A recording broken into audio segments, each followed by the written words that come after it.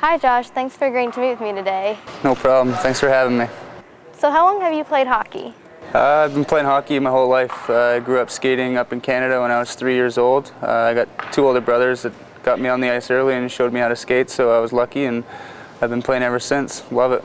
What position do you play? I've played forward my whole life, either left wing or center. I can play the right side, but I'm a left-handed shot. But yeah, I've been playing forward my whole life, and it's awesome. That's where you score the goals. Did you always aspire to be a hockey player? Yeah, I mean, my whole life, ever since I've been growing up, and my brothers were real motivating and helping me learn my skills and getting me to be a good skater. So yeah, it's been a dream my whole life to play professional hockey, and yeah, it's something that I take great pride in, and I'm going to hopefully pass down to my family and my young boys. What is the best part about being a hockey player? The best part, there's lots of great things about being a hockey player. I mean, you get a little bit of fame around the city where you're playing. But mostly I just love the game. I love scoring goals, and I like helping my team win hockey games. I get a lot of pride out of winning, and I like being a winner. And I think it's real motivation every day to wake up and come to hockey and get to practice and work hard. And there's a lot of commitment involved with being an ice hockey player, but it has a lot of fun involved with it too. It's not all work. So yeah, I mean, I love it. So what are your practices and trainings like? They're tough. I mean, beginning of the year when we get here, coaches got us working really hard, getting guys in better shape coming off the summer, and training, lots of practice. Sometimes we do 2 practices a day. You get workouts in there. I mean, it's tough, but it's all worth it at the end. And if you don't do the training, you're not going to have the results of winning hockey games. So that's why we put the hard work in to get the outcome at the end of the game. We win the games with the hard work. So what did you have to do to get where you are today? Well, it's like I said, I started playing hockey when I was 3, and it's been a lot of hard work. But when I was 15 years old, I got approached by an agency who told me about my opportunity of being a professional hockey player, and so I trusted that fella, and he took me kind of under his wing and got me drafted to the OHL. It's called the Ontario Hockey League up in Canada. Played there for 4 years. Won a Memorial Cup there, which is a big trophy in Canada for young junior players, and from there I was drafted by the Philadelphia Flyers in the 5th round. I signed a contract there for 3 years and went down and played in their farm system for the Philadelphia Phantoms for 2 years, and then we became the Adirondack Phantoms. So I spent 3 years in their farm system before I was sent out west to Rapid City, South Dakota, where I played a year in the Central Hockey League. And that's when Coach Crom actually saw me play here at Swander. I was on the opposing team at the time, and that following summer Coach Crom traded for me, and I ended up here in Evansville for the last 2 seasons, which couldn't have been a better place to end up. My family loves it here, and the fans are great here, and I've had a great opportunity. Since you mentioned moving around a lot, is it hard to balance being a pro hockey player and having a family? Yeah, most definitely. That's been one of the hardest challenges, being a young hockey player with a young family. Not only do I have to sacrifice going away on road trips and being away from the family, but it's also tough on my family and my wife to stay home and not have me there to help them. So, I mean, it's got lots of pros about bringing your family along in the professional hockey world, but there's lots of tough situations as well. But it's a sacrifice on both of our parts, to have to do what we have to do to have some fun here and play professional hockey. So after the Iceman season has ended, what do you move on to? I go back to Canada. That's where I was born and raised, and me and my wife and family, we got a little summer home on one of the Great Lakes on Lake Erie, so we go back there, and unfortunately I have to go to work and help provide for the family, but that's part of my role. I go home in the summer, I work in a local factory there, and when I come home from work I go right to the gym and then work on my hockey skills. So I mean, there's lots of sacrificing in the summer. It's a long summer. I'd rather be here in Evansville playing hockey, but it's fun. Go home and enjoy my summer and see my family, which unfortunately, being here in Evansville, it's tough to see family. We talk to them on the phone, on the computer, but when we go home, we really enjoy spending time with our family. Grandparents love seeing the grandkids, so it's an enjoyable time, but it's a tough time.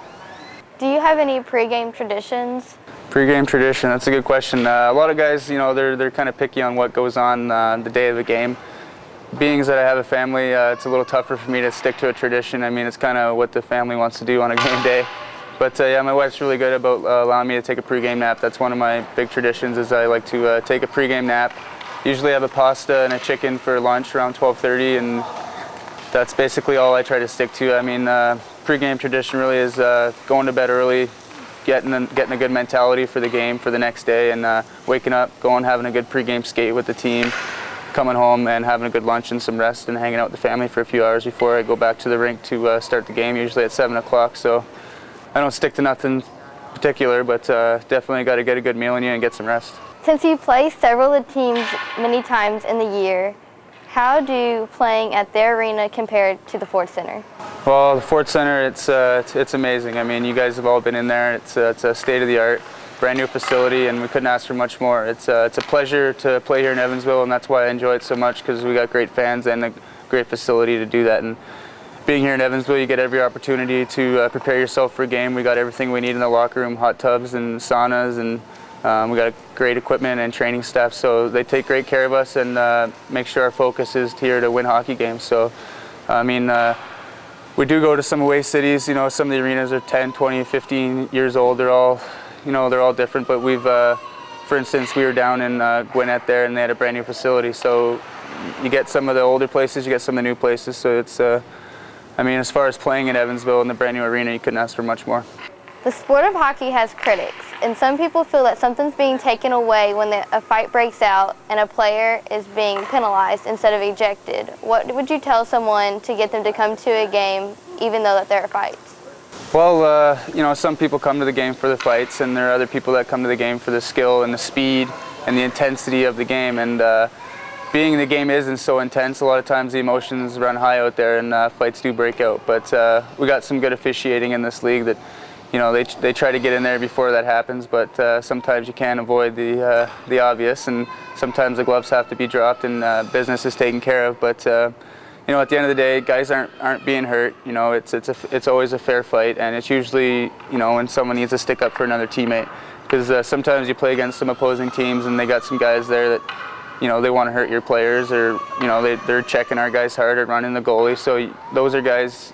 You know, every team's got one guy on their team. For instance, we got Mark Cody, who likes to step up and take care of business and really support his teammates. And that's kind of what fighting is involved in hockey, to support your teammates. And if it was ever taken out of the game, there'd be a lot of upset fans for sure. But I mean, there are a number of fans that watch the game for the speed and the goal scoring and the passing, which takes tremendous skill. So, I mean, there is room in the game for the fighting as far as protecting your teammates. Unnecessary fighting goes unnoticed. You know, like there are sometimes some staged fights, but those are slowly being taken out of the game, and the referees and the league doesn't allow that. So, if there is a staged fight, you usually get penalized outside of the game as well later on. So, I mean, if you're out there battling hard and sticking up for your teammates, I'm all for a fight, but for just random fights, I think it's totally unnecessary for sure, and that is something they're trying to take out of the game. So, I mean, I use my emotions and I take them on the ice and I try to score goals and help the team win instead of